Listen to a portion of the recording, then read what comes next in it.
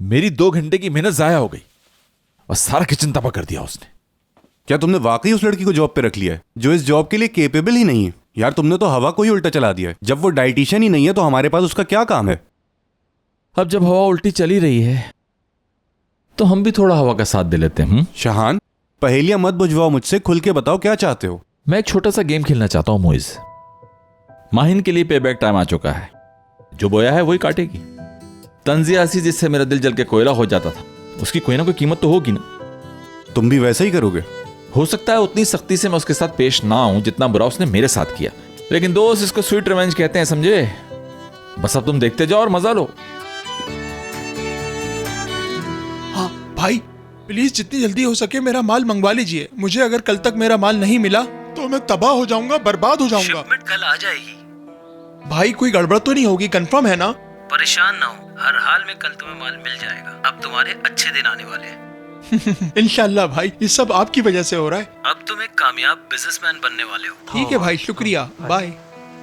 नजीब, इससे पहले कि कोर्ट का नोटिस रेस्टोरेंट पहुंचे तुम्हें खुद रेस्टोरेंट पहुंच जाना चाहिए।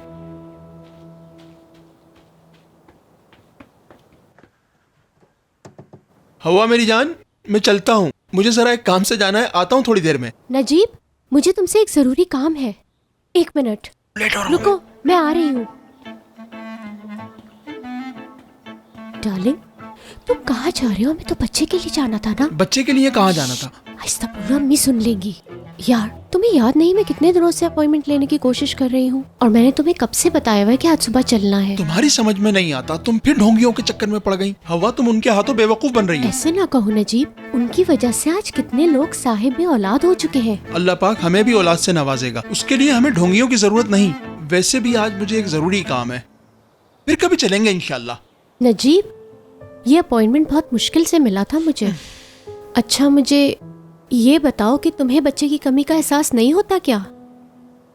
हमारी 10 साल से कोई औलाद नहीं हुई है, लोग मुझे बातें सुनाते हैं। उन लोगों का मैं मुंह तोड़ दूंगा। मेरी जान, सब ठीक हो जाएगा। अल्लाह पाक हमें भी जरूर औलाद देंगे। हाय, यही उम्मीद थी मुझे तुमसे। हवा, किन चक्रों में लगी हुई हो? अंदर आओ जल्दी से। अम्मी अभी आई। तुम ऐसा करो कि बस स्टॉप पे पहुंचो, मैं भी वहां पहुंचूंगी आधे घंटे में। Okay bye. ठीक है, बाय। चल भाई नजीब, बस आधा घंटा है तेरे पास।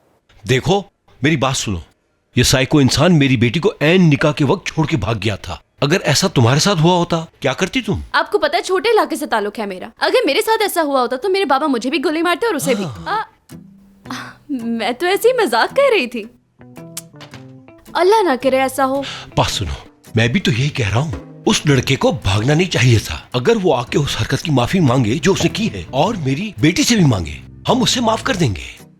देखो मेरी बच्ची, अगर तुम मुझे बता दोगी रोशन कहाँ है तो सब ठीक हो जाएगा, वादा करता हूँ तुमसे। देखिए मिस्टर रजा, मैं भी एक लड़की हूँ और इसी नाते से आपकी बेटी की मदद करना चाहती हूँ, मगर मैं वाकई नहीं जानती कि रोशन कहाँ है। कैसे मुमकिन है? रोशन इस वक्त कहाँ होगा ये तुम कैसे नहीं जानती हो? हर तरफ उसकी तस्वीरें लगी हुई हैं। ओहो हो, वो तस्वीरें तो शादी से पहले की थी, और जिस कंपनी से कॉन्ट्रैक्ट था वो भी अधूरा रह गया। और वैसे भी कंपनी वाले ये कॉन्ट्रैक्ट कैंसिल करना चाहते हैं, और मैं रोशन को कॉल कर करके पागल हो गई हूँ। किसी को भी मेरी फिक्र नहीं।